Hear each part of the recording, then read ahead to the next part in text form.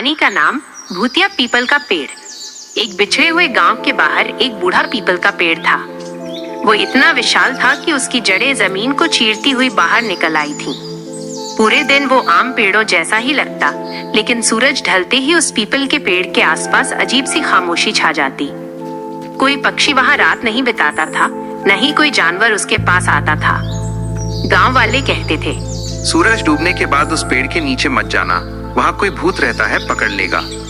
गांव का ही एक लड़का था जिसका नाम मोटू था।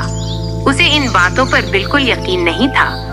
वो शहर से पढ़ाई करके लौटा था और खुद को इन अंधविश्वासों से ऊपर समझता था। एक दिन शाम को उसने तय किया कि वह पीपल के पेड़ के रहस्य का पता लगाएगा। गांव वालों ने उसे रोकने की बहुत कोशिश की, लेकिन मोटू हंसते हुए बोला, डर सिर्फ दिमाग में होता है। रात के करीब 11 बजे वो टॉर्च लेकर पेड़ के पास पहुंचा। हवा अचानक ठंडी हो गई। पीपल के पत्ते बिना हवा के ही हिलने लगे। मोटू ने टॉर्च घुमाई तो उसे लगा जैसे पेड़ पे किसी का चेहरा बना हो। उसने आंखें मली पर चेहरा अब भी वही था। अचानक पीछे से किसी के चलने की आवाज आई। मोटू ने मुड़कर देखा, कोई नहीं दिखा। तभी एक धीमी कराहती हुई आवाज आई, क्यों आए हो? मोटू के पैरों तले जमीन खिसक गई। उसकी सांसें रुकने लगीं। उसने भागना चाहा, लेकिन वो भाग नहीं पाया। उसके पैर जैसे जमीन में जम गए थे। पीपल के तने से एक धुंधली आकृति बाहर निकली। एक औरत, सफेद साड़ी में बिखरे हुए बाल और खाली आंखें, जिनमें जैसे कोई जान ही ना हो। तभी वो औरत बोली, मैं यहाँ से जा नहीं सकती। सालों पहले मुझे इसी पेड़ से बांधकर मार दिया गया था। तभी मोटू को बुजुर्गों की बातें याद आ गईं। कहा जाता था कि बरसों पहले एक निर्दोष औरत पर चुड़ैल होने का इल्जाम लगाकर उसे इसी पीपल के पेड़ से बांधकर मार दिया गया था। उसकी मौत के बाद से ही ये पेड़ भूतिया कहलाने लगा। औरत ने आगे कहा, जो भी मेरी सच्चाई जानकर भी चुप रहा, उसकी आत्मा भी यहीं कैद हो गई।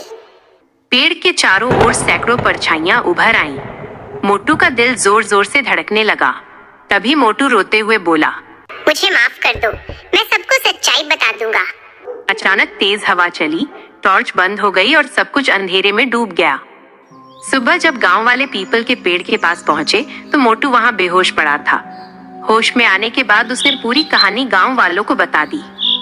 गांव वालों ने मिलकर उस औरत के लिए पूजा करवाई और पेड़ के नीचे दिया जलाया। कहते हैं कि उस दिन के बाद पीपल का पेड़ शांत हो गया, जैसे वहां का भूत चला गया हो। लेकिन आज भी अगर कोई आधी रात को वहां से गुजरता है तो पत्तों की सरसराहट में एक डरावनी आवाज सुनाई देती है, सच को कभी दबाना मत, वरना पीपल का पेड़ याद दिलाता रहेगा, सब खत्म कर देगा। कहानी की सीख, अंधविश्वास और अन्याय के कारण कई निर्दोष लोगों को सजा मिल जाती है। सच्चाई को दबाने से बुराई और डर बढ़ता है। सच का साथ देना और गलत के खिलाफ आवाज उठाना ही सबसे बड़ा साहस है।